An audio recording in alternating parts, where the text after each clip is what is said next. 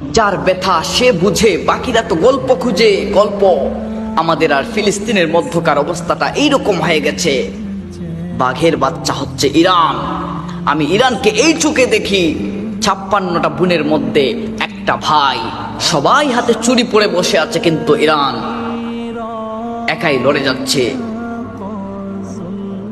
আমি এইখানে এসে অবাক হয়ে যাচ্ছি, যেই নবীর শাফায়াত বিনে জান্নাতে একটা কদমও রাখা যাবে না, সেই নবীর উম্মত মার খাচ্ছে, সেই নবীর উম্মত মজলুম হয়ে তোমাদের কাছে সাহায্যের হাত পাচ্ছে, তোমরা অ্যাভয়েড করে চলছো।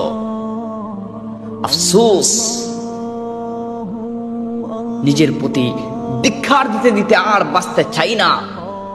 আল্লাহর কাছে একটাই ফরিয়াদ করি, আল্লাহ হয় আমার ভাইদের হয়ে লড়ার সুযোগ করে দিন, তাদের হয়ে মরার সুযোগ করে দিন, আর না হলে আপনি আপনার কুদরতি সাহায্য দিয়ে তাদেরকে হেফাজত করুন মওলা।